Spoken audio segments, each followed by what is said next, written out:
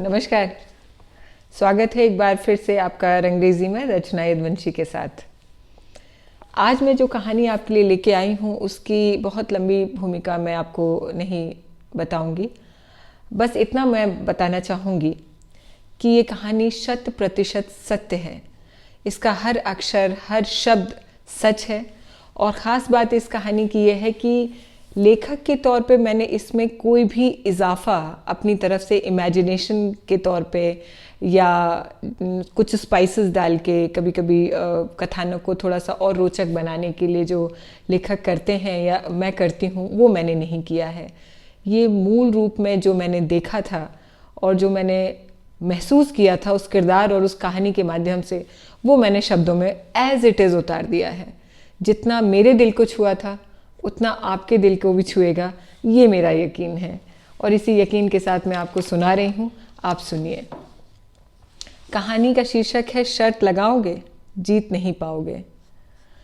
पापा बताते थे कि उन्हें वो पहली बार में ही देखने में लग गया था कि बहुत कर्मठ होगा।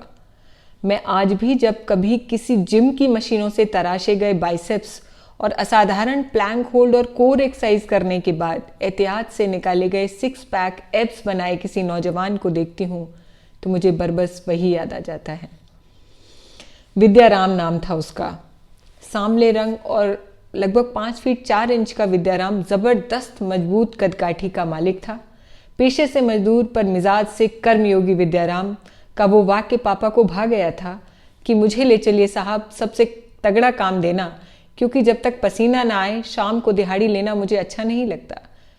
हमारे घर के निर्माण के दौरान रोज सुबह 7 बजे हमारे शहर के चौराहे पर मजदूर इकट्ठे होते थे और वहीं से पापा एक रोज विद्याराम को चुनकर लाए थे और शाम को खाने के दौरान लगभग 10 मिनट विद्याराम के विषय में उन्होंने बात की थी।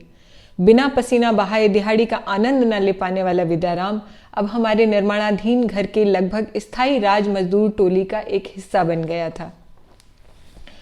अपने साथ के मजदूरों को देर तक बीड़ी पीता या सुस्ताते देखता विद्याराम तो लंबा चौड़ा भाषण पुरुषार्थ पर दे देता और पापा के लिए ये बड़ा अच्छा मौका होता कि उन्हें किसी से कुछ कहना भी नहीं पड़ता और विद्याराम सब कुछ खुद ही सेट कर देता था। अपनी ताकत पर जबरदस्त भरोसा करने वाला विद्याराम थोड़ा मगरूर और दिखावा पसंद भी था।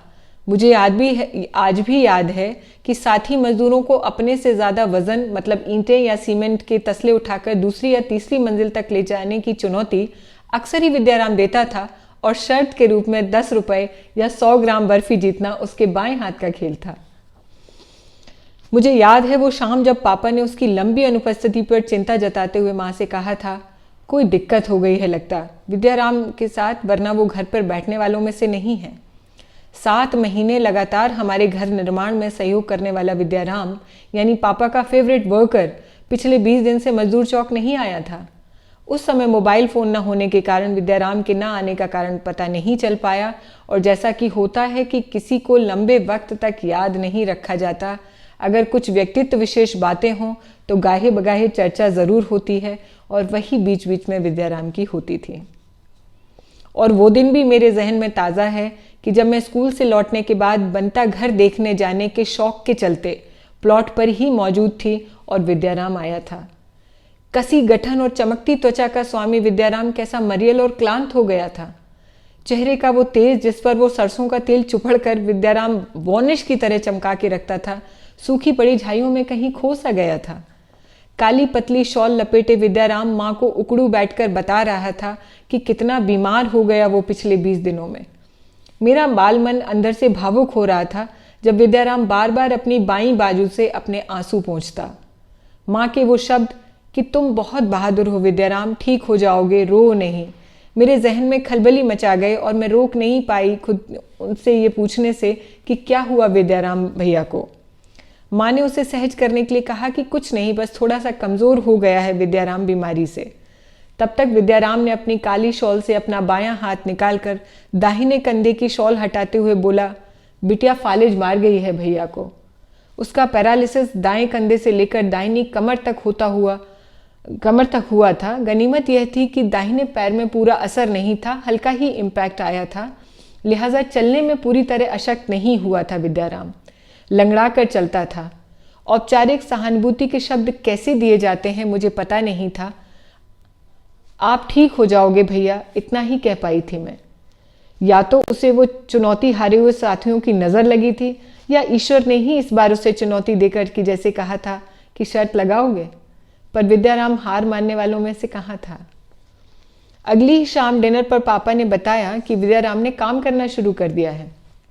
उन्होंने बताया कि कैसे विद्याराम ने मजबूत आवाज़ में उनसे कहा था कि आप कोई भी काम दे दो साहब, मैं कर लूँगा, बस मना मत करना क्योंकि मैं घर नहीं बैठ सकता।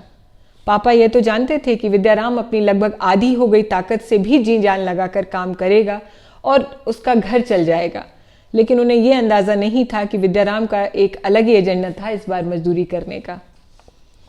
काम शुरू करते वक्त विद्याराम को हल्के काम दिए गए, जैसे चिनाई करने वाले मिस्त्रियों को सामान पकड़ाना, पानी की छोटी बाल्टियां इधर से उधर रखना, या फिर साथी मजदूर की सीढ़ी वगैरह पकड़कर खड़े होना। धीरे धीरे विद्याराम ईंटों का तसला या फिर सीमेंट की छोटी बोरियां अपने लेफ्ट और एक्टिव हिस्से का प्रयोग करते हुए उठाने लगा और साथ में पैरालिटिक हिस्से को भी जबरदस्ती किसी न किसी तरीके से प्रयोग करने की कोशिश करने लगा। ऐसी कोशिशों में कई दफा उसे चोटें लगी। जब भारी चीजें उसके हाथ से छूटकर पैर पर गिर गईं या वो खुद ही डिसबैलेंस होकर गिर गया, तब साथी मजदूरों की सरकास्टिक हंसी को कर्रा इग्नोर करते हुए विद्याराम अपनी चोट पर तेल आदि लगाकर फिर से काम में जुट जाता था। पापा शाम को इस बात का जिक्र जरूर करते थे कि कैसे विद्याराम की शारीरिक स्थिति पहले से बेहतर हो रही है और कैसे वो अपने ही देसी अंदाज में अपने आप को फिजियोथेरेपी देते हुए अपनी बीमारी से जंग लड़ रहा है। वो शाम मैं फिर से प्लॉट पे थी और मैंने देखा कि विद्याराम बाएं हाथ की मजबूत पकड़ और दाएं हाथ से सहारा देते हुए लगभग 20 किलो की बोरी अपने कंधे पर रखकर पहली मंजिल तक ले गया और लौटते वक्त खाली बाल्टी केवल दाहिने हाथ से लेकर वापस आया। मैं अचंभित थी उसकी ऊर्जा और फुर्ती देखकर। तब तक मुझे ह्यूमन विल पावर की उतनी जानकारी नहीं थी, लेकिन विद्याराम पिछले 1 महीने से अपने पूरे परिवेश को जैसे ये बता रहा था कि हार तो सिर्फ मन से मानी जाती है, तन तो मन का गुलाम होता है। और लगभग 2.5 महीने बाद ही एक दोपहर जब मैं स्कूल से सीधे अपने प्लॉट पर पहुंची तो विद्याराम सभी को बर्फी बांट रहा था। उसने फिर से अपने एक साथी मजदूर से शर्त लगाई थी कि वो केवल अपने दाहिने हाथ से 25 किलो की सीमेंट की बोरी दूसरी मंजिल तक पहुंचा देगा। और उसका नया साथी मजदूर जानता नहीं था कि विद्याराम अपने जीवन में कभी शर्त हारा नहीं था। और इस बार तो जैसे विद्याराम ने भगवान को ही चुनौती दे दी थी और कहा था कि शर्त लगाओगे, जीत नहीं पाओगे। ईश्वर ने भी अपने सच्चे कर्मयोगी से जैसे सहर्ष हार स्वीकार कर ली थी। मैं ये नहीं पूछूंगी आज की आपको कहानी कैसी लगी। देखिए, मेरा मानना है कि हमें इंस्पायर होने के लिए, मोटिवेट होने के लिए बहुत ज़्यादा ग्रंथ और मोटी किताबें खोलने की आवश्यकता नहीं है। अगर हम अपने आसपास नज़र दौड़ाएं तो हमें ऐसे तमाम किरदार मिल जाएंगे जो आपको अचानक इंस्पायर कर देंगे। ये मेरे बचपन की कहानी है। तकरीबन 6th 7th या 8th क्लास में रही होंगी मैं, और मुझे आज भी ये याद है। इतनी खूबसूरत मुझे ये कहानी हमेशा से, कहानी क्या है ये, विद्याराम की खुद की उसकी कोई बायोग्राफी का जैसे एक पन्ना मैंने लिख दिया, उसको तो पता भी नहीं होगा। वो आज निश्चित तौर पे उसकी उम्र बढ़ गई होगी, लेकिन वो उतना ही कर्मठ और उतना ही ऊर्जावान होगा, ये मुझे पूरा भरोसा है। आज मैंने देखा है, जब हम बड़े हो गए तब मैंने जाना फिजियोथेरेपी क्या होती है, और लाखों खर्च करके लोग अपने आप ऐसी बीमारियों से निजात पाते हैं। विद्याराम की ये कहानी बताती है, उन पंक्तियों पे कितनी सटीक बैठती है कि पंखों से कुछ नहीं होता, हौसलों से उड़ान होती है। ऐसे बहुत सारे लोग हमारे आसपास हैं और ढूंढने की मैं कोशिश करती हूँ। और मुझे लगता है कि बड़े बड़े नाम तो सब जानते हैं, सबकी किताबें हैं, सबकी बायोग्राफीज़ हैं, ऑटोबायोग्राफीज़ हैं, लेकिन ऐसे किरदार अगर आपको कहीं मिले या आपके जीवन में आपने कहीं देखे हों तो मुझे कमेंट्स में ज़रूर बताइएगा और कुछ नया मुझे बताइएगा ताकि मैं लिख सकूं। एक बार फिर से आपका बहुत बहुत धन्यवाद। बहुत प्यार से सुन रहे हैं आप लोग।